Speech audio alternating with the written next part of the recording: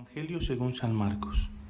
En aquel tiempo, Jesús y sus discípulos se dirigieron a las aldeas de Cesarea de Filipo. Por el camino preguntó a sus discípulos: ¿Quién dice la gente que soy yo? Ellos le contestaron: unos Juan Bautista, otros Elías y otros uno de los profetas.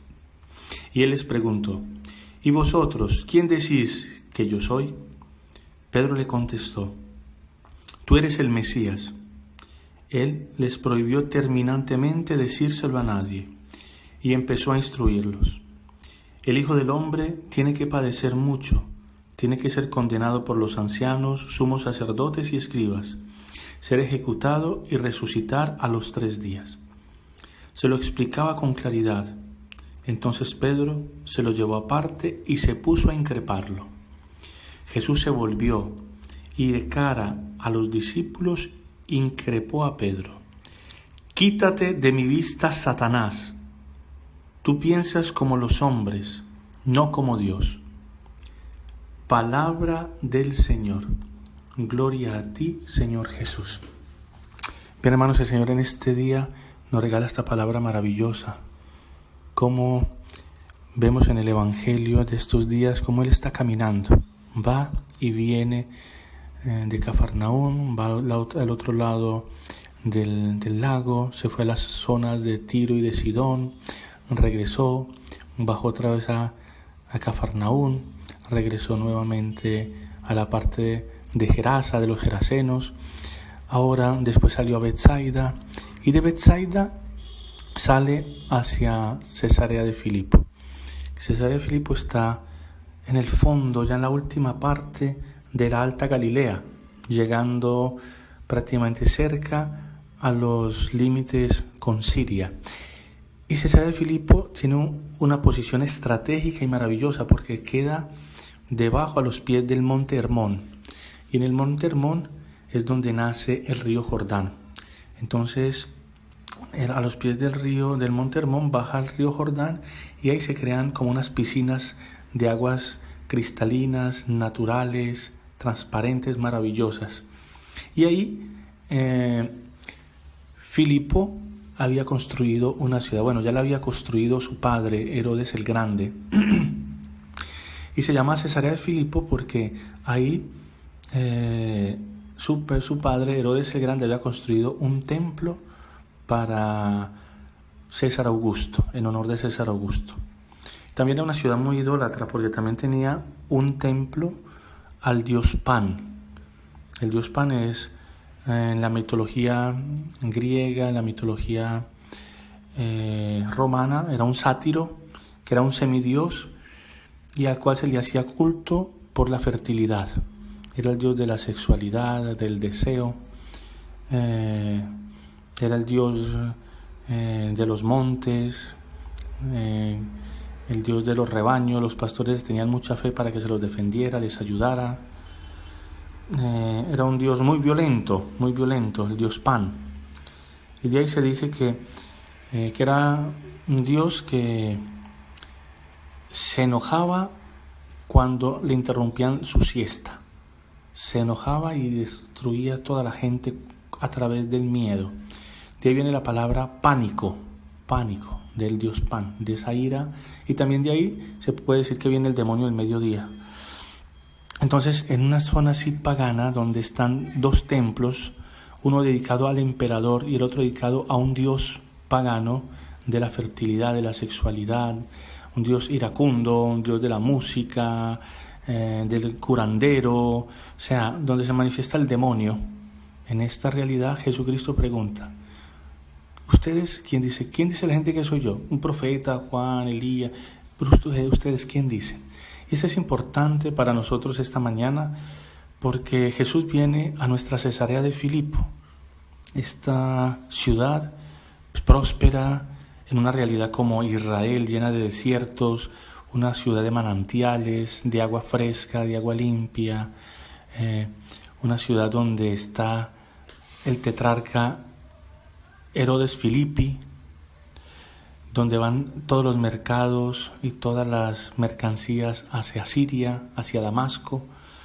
Pues ahí se encuentra Jesucristo, una ciudad importante en la vía del oro, esta vía que viene de Egipto, del Cairo, subiendo por todo Israel y atravesando esta zona de Cafarnaúm, pasando por Cesarea de Filipo y llegando al final, atravesando Siria y llegando a Damasco. Pues ahí, en esta ciudad como la nuestra, donde está llena de comercios, de negocios, de templos paganos, sobre todo hoy en nuestra vida, en nuestra realidad, cómo podemos descubrir tanto paganismo, tantos intereses, hasta nuestra vida. Hoy viene el Señor a nuestra Cesarea de Filipo, que es nuestra mente, esta mente donde nosotros estamos comercializando, vendiendo, comprando ideas, vendiendo chismes, juicios, murmuraciones, donde nos dejamos meter del demonio, nos dejamos meter ideas, dudas, tristezas, angustias. Ahí viene Jesucristo.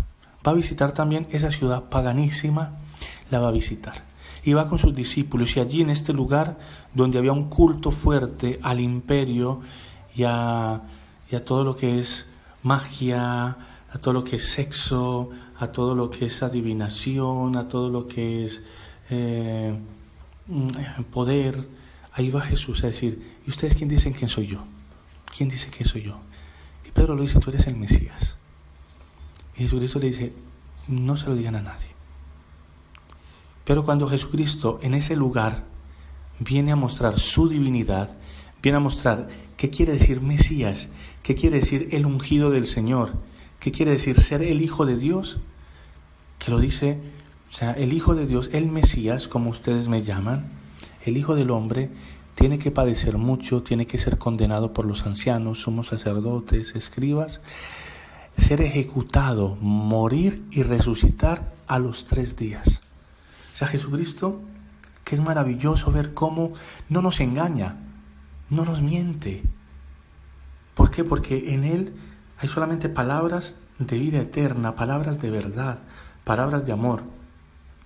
Y Jesucristo tiene que anunciarles que su realidad de Mesías, que su misión es el sufrimiento, es la muerte y la resurrección. Que esto, como escuchamos en el Evangelio, no le gusta a Pedro, como no nos gusta a nosotros. Y por eso es que nosotros estamos angustiados, estamos sufriendo, deprimidos, estresados, con enemistad con la gente. ¿Por qué? Porque yo no puedo sufrir. Porque a mí no me puede estar pasando estas cosas.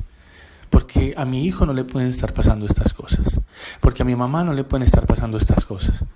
Porque hay una enfermedad, porque un luto, porque no hay trabajo, porque no tengo dinero, porque mi marido me engañó, porque mi mujer me abandonó, porque mis hijos son rebeldes, porque mi madre es así, porque mi padre no me presta atención. ¿Por qué? Porque yo no puedo sufrir, yo no quiero sufrir.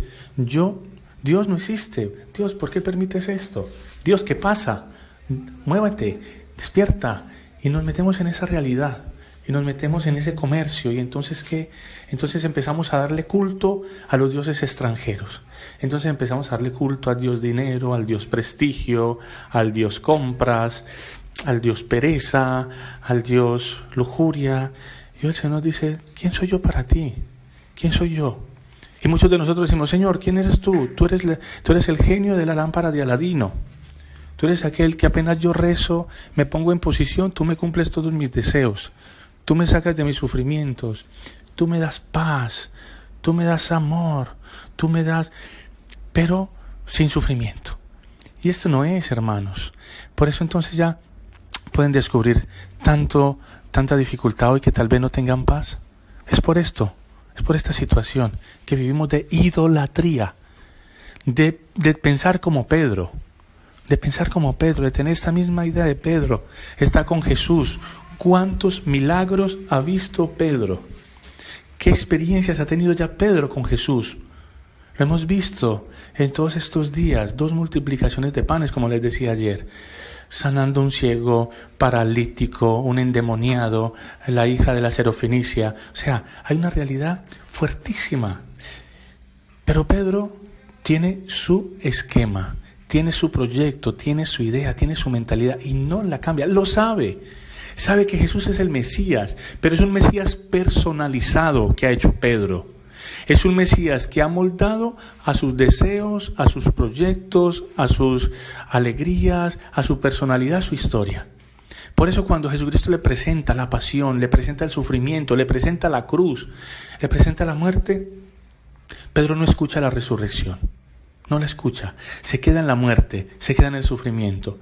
Y aquí dice este evangelio una palabra fuertísima. Dice que Pedro cogió a Jesús aparte y lo increpó. O sea, esa palabra increpar es solamente para el demonio.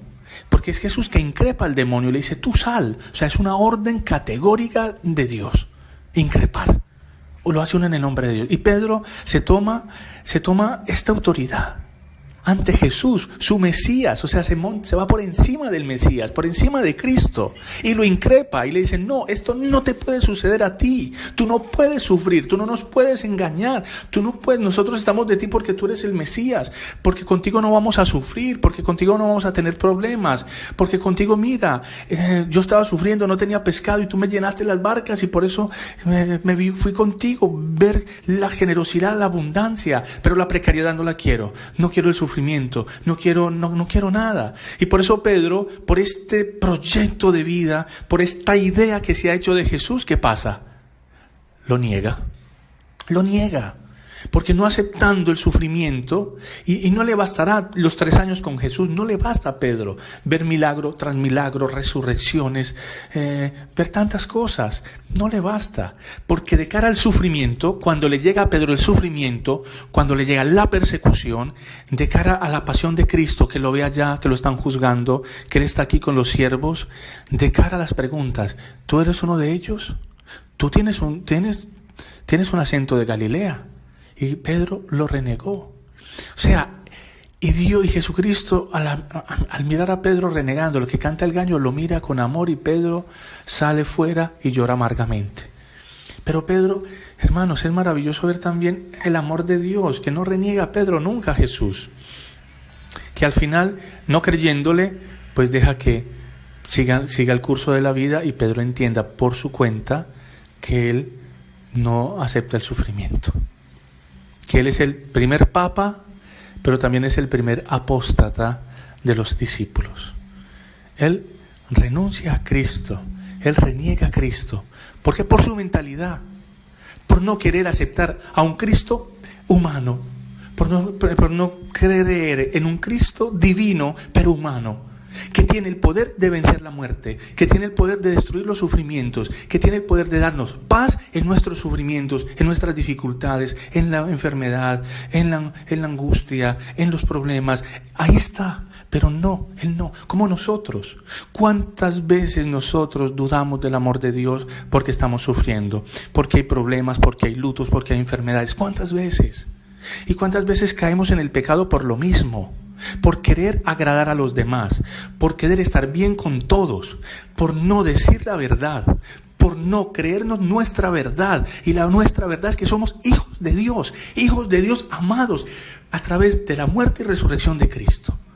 Que Jesucristo ha derramado toda su sangre por nosotros y esta sangre preciosa hoy nos viene a liberar, nos viene a sanar. Escuchamos también en la primera lectura, como decía al final del diluvio, Dios le vuelve a hacer la misma propuesta, la misma invitación, le da la misma orden a Noé: crezcan y multiplíquense y soyuguen y que la tierra, que los animales, les doy todo el poder para que ustedes los dominen, que ellos los respetarán, todos los animales de la tierra les temerán. O sea, te doy Noé a ti y a todo el mundo nuevamente, le doy mi promesa que no los destruiré. Una nueva creación, para que puedan crecerse, puedan multiplicar. Yo hago un pacto con ustedes para que sean felices. Porque, dice aquí, porque Dios ha creado al hombre a su imagen y semejanza. Por eso no lo maten, por eso no derramen su sangre. ¿Por qué? Porque mi voluntad es que ustedes sean felices, crezcan, se multipliquen, se muevan por toda la tierra y la dominen. O sea, Dios, de cara al pecado de la humanidad, sale este hombre de fe que es Noé, y con Noé y con su familia hace nuevamente esta promesa a la humanidad de no destruirla y de volver a empezar. Por eso, hermanos, es importante este evangelio de hoy. Por eso es importante ver el amor, la misericordia de Dios. O sea, hoy nos pregunta, ¿quién soy yo para ti? ¿Quién soy yo para ti? ¿Por qué me estás tomando hoy? ¿Por qué estás sufriendo?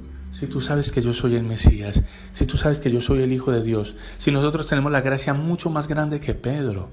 ¿Y cuál es esta gracia? De que ya sabemos que Jesucristo murió y resucitó por nuestros pecados.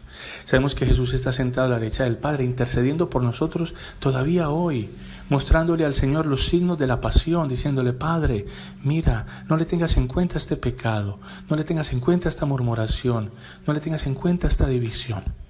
Mira, ten misericordia, yo ya pagué por él.